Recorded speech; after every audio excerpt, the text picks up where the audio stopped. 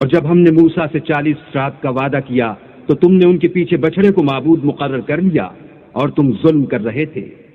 پھر اس کے بعد ہم نے تم کو معاف کر دیا تاکہ تم شکر کرو۔ اور جب ہم نے موسیٰ کو کتاب اور معجزے عنایت کیے تاکہ تم ہدایت حاصل کرو۔ اور جب موسیٰ نے اپنی قوم کے لوگوں سے کہا کہ بھائیو، تم نے بچڑے کو معبود ٹھہرانے میں بڑا ظلم کیا ہے، تو اپنے پیدا کرنے والے کے آگے توبہ کرو اور اپنے تئیں ہلاک کر ڈالو۔ تمہارے خالق کے نزدیک تمہارے حق میں یہی بہتر ہے۔ پھر اس نے تمہارا قصور معاف کر دیا، وہ بے شک معاف کرنے والا اور صاحب رحم ہے۔ اور جب تم نے موسیٰ سے کہا کہ موسیٰ، جب تک ہم اللہ کو سامنے نہ دیکھ لیں گے تم پر ایمان نہیں لائیں گے، تو تم کو بجلی نے آ گھیرا اور تم دیکھ رہے تھے۔ پھر موت آ جانے کے بعد ہم نے تم کو اثر نو زندہ کر دیا تاکہ احسان مانو، اور بادل کا تم پر سایہ کیے رکھا اور تمہارے لیے من و سلوہ اتارتے رہے کہ جو پاکیزہ چیزیں ہم نے تم کو عطا فرمائی ہیں ان کو کھاؤ پیو، مگر تمہارے بزرگوں نے ان نعمتوں کی کچھ قدر نہ جانی اور وہ ہمارا کچھ نہیں بگاڑتے تھے بلکہ اپنا ہی نقصان کرتے تھے۔ اور جب ہم نے ان سے کہا کہ اس گاؤں میں داخل ہو جاؤ اور اس میں جہاں سے چاہو خوب کھاؤ پیو، اور دیکھنا دروازے میں داخل ہونا تو سجدہ کرنا اور حطۃ کہنا، ہم تمہارے گناہ معاف کر دیں گے اور نیکی کرنے والوں کو اور زیادہ دیں گے۔ تو جو ظالم تھے انہوں نے اس لفظ کو جس کا ان کو حکم دیا تھا بدل کر اس کی جگہ اور لفظ کہنا شروع کیا، بس ہم نے ان ظالموں پر آسمان سے عذاب نازل کیا کیونکہ نافرمانیاں کیے جاتے۔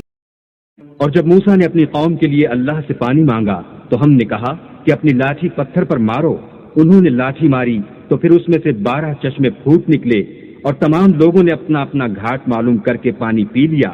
ہم نے حکم دیا کہ اللہ کی عطا فرمائی ہوئی روزی کھاؤ اور پیو، مگر زمین میں فساد نہ کرتے پھرنا۔ اور جب تم نے کہا کہ موسیٰ، ہم سے ایک ہی کھانے پر صبر نہیں ہو سکتا، تو اپنے پروردگار سے دعا کیجئے کہ ترکاری اور ککڑی اور گیہوں اور مسور اور پیاز وغیرہ جو نباتات زمین سے اگتی ہیں ہمارے لیے پیدا کر دے۔ انہوں نے کہا کہ بھلا عمدہ چیزیں چھوڑ کر ان کے بدلے ناقص چیزیں کیوں چاہتے ہو؟ اگر یہی چیزیں مطلوب ہیں تو کسی شہر میں جا اترو، وہاں جو مانگتے ہو مل جائے گا۔ اور آخر کار ذلت و رسوائی اور محتاجی و بے نوائی ان سے چمٹا دی گئی اور وہ اللہ کے غضب میں گرفتار ہو گئے، یہ اس لیے کہ وہ اللہ کی آیتوں سے انکار کرتے تھے اور اس کے نبیوں کو ناحق قتل کر دیتے تھے، یعنی یہ اس لیے کہ نافرمانی کیے جاتے اور حد سے بڑھے جاتے۔ جو لوگ مسلمان ہیں یا یہودی یا عیسائی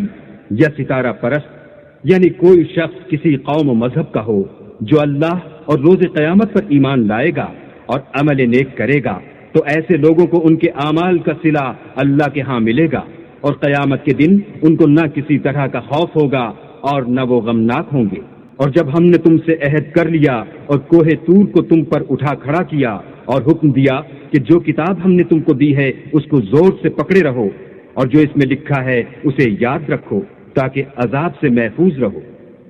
تو تم اس کے بعد عہد سے پھر گئے،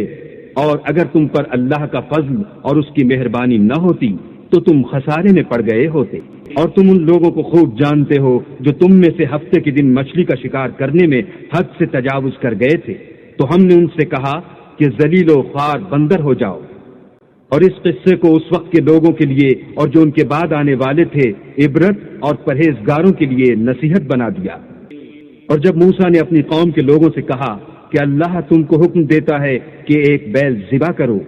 وہ بولے کیا تم ہم سے ہنسی کرتے ہو؟ موسیٰ نے کہا کہ میں اللہ کی پناہ مانگتا ہوں کہ نادان بنوں۔ انہوں نے کہا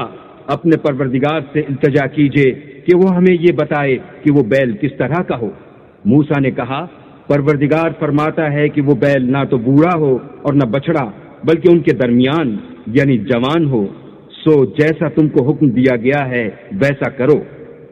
انہوں نے کہا اپنے پروردگار سے درخواست کیجئے کہ ہم کو یہ بھی بتا دے کہ اس کا رنگ کیسا ہو۔ موسیٰ نے کہا پروردگار فرماتا ہے کہ اس کا رنگ گہرا زرد ہو کہ دیکھنے والوں کے دل کو خوش کر دیتا ہو۔ انہوں نے کہا اب کے پروردگار سے پھر درخواست کیجئے کہ ہم کو بتا دے کہ وہ اور کس کس طرح کا ہو، کیونکہ بہت سے بیل ہمیں ایک دوسرے کے مشابہ معلوم ہوتے ہیں، پھر اللہ نے چاہا تو ہمیں ٹھیک بات معلوم ہو جائے گی۔ موسیٰ نے کہا کہ اللہ فرماتا ہے کہ وہ بیل کام میں لگا ہوا نہ ہو، نہ تو زمین جوتتا ہو اور نہ کھیتی کو پانی دیتا ہو، اس میں کسی طرح کا داغ نہ ہو، کہنے لگے اب تم نے سب باتیں درست بتا دیں، غرض بڑی مشکل سے انہوں نے اس بیل کو ذبح کیا اور وہ ایسا کرنے والے تھے نہیں۔ اور جب تم نے ایک شخص کو قتل کیا تو اس میں باہم جھگڑنے لگے، لیکن جو بات تم چھپا رہے تھے اللہ اس کو ظاہر کرنے والا تھا۔ تو ہم نے کہا کہ اس بیل کا کوئی سا ٹکڑا مقتول کو مارو، اس طرح اللہ مردوں کو زندہ کرتا ہے اور تم کو اپنی قدرت کی نشانیاں دکھاتا ہے تاکہ تم سمجھو۔ پھر اس کے بعد تمہارے دل سخت ہو گئے، گویا وہ پتھر ہیں یا ان سے بھی زیادہ سخت۔ اور پتھر تو بعض ایسے ہوتے ہیں کہ ان میں سے چشمے پھوٹ نکلتے ہیں، اور بعض ایسے ہوتے ہیں کہ پھٹ جاتے ہیں اور ان میں سے پانی نکلنے لگتا ہے، اور بعض ایسے ہوتے ہیں کہ اللہ کے خوف سے گر پڑتے ہیں، اور اللہ تمہارے عملوں سے بے خبر نہیں۔ مومنوں، کیا تم امید رکھتے ہو کہ یہ لوگ تمہارے دین کے قائل ہو جائیں گے؟ حالانکہ ان میں سے کچھ لوگ کلام خدا یعنی تورات کو سنتے پھر اس کے سمجھ لینے کے بعد اس کو جان بوجھ کر بدل دیتے رہے ہیں۔ اور یہ لوگ جب مومنوں سے ملتے ہیں تو کہتے ہیں ہم ایمان لے آئے ہیں، اور جس وقت آپس میں ایک دوسرے سے ملتے ہیں تو کہتے ہیں جو بات اللہ نے تم پر ظاہر فرمائی ہے وہ تم ان کو اس لیے بتائے دیتے ہو کہ قیامت کے دن اسی کے حوالے سے تمہارے پروردگار کے سامنے تم کو الزام دیں۔ کیا تم سمجھتے نہیں؟ کیا یہ لوگ یہ نہیں جانتے کہ جو کچھ یہ چھپاتے اور جو کچھ ظاہر کرتے ہیں اللہ کو سب معلوم ہے؟ اور بعض ان میں ان پڑھ ہیں کہ اپنے خیالات باطل کے سوا اللہ کی کتاب سے واقف ہی نہیں، اور وہ صرف ظن سے کام لیتے ہیں۔ تو ان لوگوں پر افسوس ہے جو اپنے ہاتھ سے تو کتاب لکھتے ہیں اور کہتے یہ ہیں کہ یہ اللہ کے پاس سے آئی ہے تاکہ اس کے عوض تھوڑی سی قیمت یعنی دنیاوی منفیت حاصل کریں۔ ان پر افسوس ہے اس لیے کہ بے اصل باتیں اپنے ہاتھ سے لکھتے ہیں، اور پھر ان پر افسوس ہے اس لیے کہ ایسے کام کرتے ہیں، اور کہتے ہیں کہ دوزخ کی آگ ہمیں چند روز کے سوا چھو ہی نہیں سکے گی۔ ان سے پوچھو کیا تم نے اللہ سے اقرار لے رکھا ہے کہ اللہ اپنے اقرار کے خلاف نہیں کرے گا؟ نہیں، بلکہ تم اللہ کے بارے میں ایسی باتیں کہتے ہو جن کا تمہیں مطلق علم نہیں۔ ہاں، جو برے کام کرے اور اس کے گناہ ہر طرف سے اس کو گھیر لے تو ایسے لوگ دوزخ میں جانے والے ہیں اور وہ ہمیشہ اس میں جلتے رہیں گے۔ اور جو ایمان لائیں اور نیک کام کریں وہ جنت کے مالک ہوں گے اور ہمیشہ اس میں عیش کرتے رہیں گے۔ اور جب ہم نے بنی اسرائیل سے عہد لیا کہ اللہ کے سوا کسی کی عبادت نہ کرنا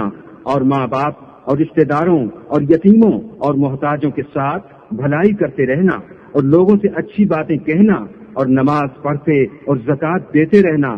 تو چند شخصوں کے سوا تم سب اس عہد سے منہ پھیر کر پھر بیٹھے۔ اور جب ہم نے تم سے عہد لیا کہ آپس میں کشت و خون نہ کرنا اور اپنے کو ان کے وطن سے نہ نکالنا تو تم نے اقرار کر لیا اور تم اس بات کے گواہ ہو۔ پھر تم وہی ہو کہ اپنوں کو قتل بھی کر دیتے ہو اور اپنوں میں سے بعض لوگوں پر گناہ اور ظلم سے چڑھائی کر کے انہیں وطن سے نکال بھی دیتے ہو، اور اگر وہ تمہارے پاس قید ہو کر آئیں تو بدلہ دے کر ان کو چھڑا بھی لیتے ہو، حالانکہ ان کا نکال دینا ہی تم کو حرام تھا۔ یہ کیا بات ہے کہ تم کتاب خدا کے بعض احکام کو تو مانتے ہو اور بعض سے انکار کیے دیتے ہو؟ تو جو تم میں سے ایسی حرکت کریں ان کی سزا اس کے سوا اور کیا ہو سکتی ہے کہ دنیا کی زندگی میں تو رسوائی ہو اور قیامت کے دن سخت سے سخت عذاب میں ڈال دیے جائیں، اور جو کام تم کرتے ہو اللہ ان سے غافل نہیں۔ یہ وہ لوگ ہیں جنہوں نے آخرت کے بدلے دنیا کی زندگی خریدی، سو نہ تو ان سے عذاب ہی ہلکا کیا جائے گا اور نہ ان کو اور طرح کی مدد ملے گی۔ ہم نے موسیٰ کو کتاب عنایت کی اور ان کے پیچھے یکے بعد دیگرے پیغمبر بھیجتے رہے، اور عیسیٰ ابن مریم کو کھلے نشانات بخشے اور روح القدس یعنی جبرائیل سے ان کو مدد دی۔ تو جب کوئی پیغمبر تمہارے پاس ایسی باتیں لے کر آئے جن کو تمہارا جی نہیں چاہتا تھا تو تم سرکش ہو جاتے رہے، اور ایک گروہ انبیاء کو تو جھٹلاتے رہے اور ایک گروہ کو قتل کرتے رہے، اور کہتے ہیں ہمارے دل پردے میں ہیں۔ نہیں، بلکہ اللہ نے ان کے کفر کے سبب ان پر لعنت کر رکھی ہے، بس یہ تھوڑے ہی پر ایمان لاتے ہیں۔